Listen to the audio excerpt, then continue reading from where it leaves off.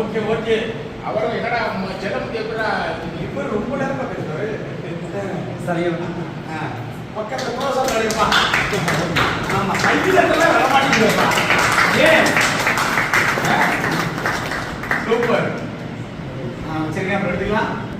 அதெல்லாம் முடியாது. நீ சொல்லு. அதெல்லாம் முடியாது. நீ என்ன வேலை செய்யற? யாரு?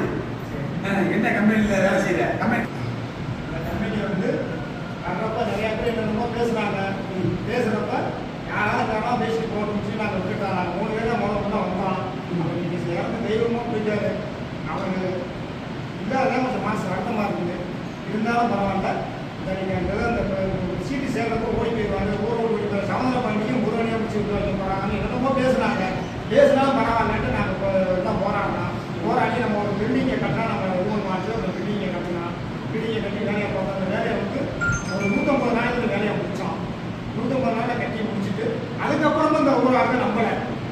திரும்ப கட்டிட்டு ஓடி போயிடுவாருன்னு சொல்லி என்னென்னமோ பேசுனாங்க. எல்லாமே எதுவுமே மனசில் நாங்கள் வச்சுக்கல. என்னுடைய அம்மா அப்பா பூராவே எல்லாம் வந்தாங்க. நீமா சேர்ந்தோம். நல்லா கம்பெனிக்காக வந்தாங்க. அப்போதைக்கு ஒரு வார்த்தை சொன்னாங்க.